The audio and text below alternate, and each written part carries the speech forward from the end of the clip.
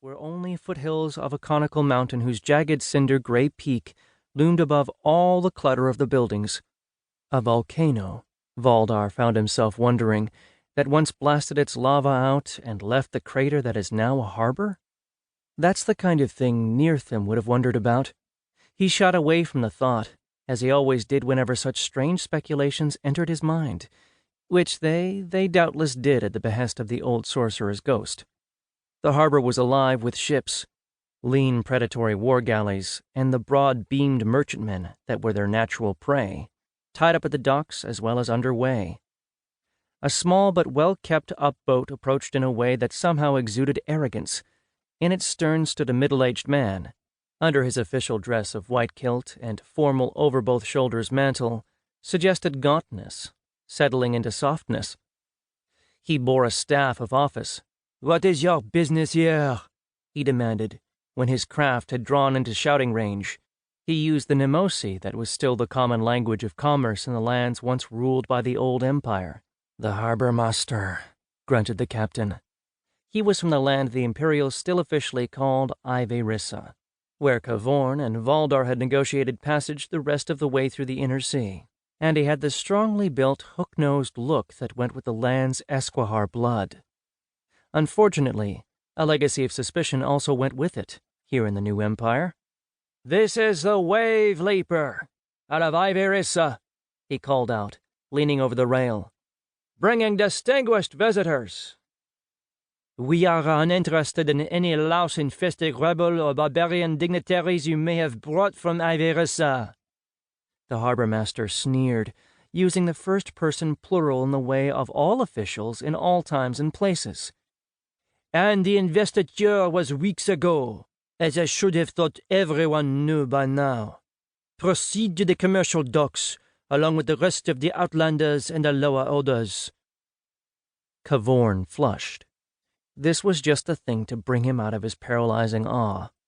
He pushed the captain aside and glared across the water, axe held so as to be just visible over the gunwale. His Nemosi had been learned in childhood. His family, like many of Lochrain's ruling class, blended the bloodlines of the old empire's priesthood with those of the conquering Dovnian. But now he spoke in the Aeolisi dialect that was the new empire's ruling language. He and Valdar had acquired it without undue difficulty, for it and the Dovnian tongue had common roots going back not so very many generations. But Kvorn's Dovnian accent was now even thicker than usual. Thicker, Valdar suspected, than it needed to be. "This young gentleman," he declared, waving grandly at Valdar, "is heir to King Arquar of Dhulon, and I myself am Kvorn nach Morhaig, sister son of Riodhaig, High King of Lochrain.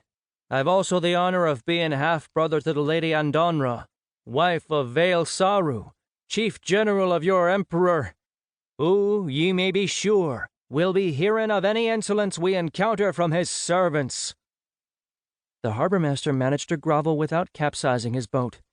"My humblest and most abject apologies, Lord.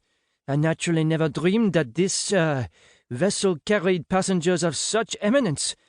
Please permit me to escort you to the imperial moorings." He gestured peremptorily at his steersman, who bawled at the oarsman, thus confirming the immemorial proverb of the ancient sage Schaerisa, "Shit flows downhill." Kvorn turned to Valdar and smoothed his mustache complacently. "One just has to know how to deal with those sorts of people, that's all," he explained in their more usual Dovnaean tongue. "No doubt. But was that young gentleman business really necessary? You make me sound like I'm still the callow little twit who arrived in Lochrain 10 years ago, begging help from the High King for his old ally Arquar." "And so you are," boomed Kvorn. He flung an arm around the younger man's shoulders. "You may have fooled some people into thinking you're a proper warrior of the Dovnaean, foreigner though you are, but I, for my manifold offenses against Dayu, was your mentor, so I know better." Valdar grinned unabashed. "Yes, how well I remember the style of your instruction. It's no exaggeration to say you made me what I am today." Kvorn winced. "Now that was low." He was, Valdar reflected,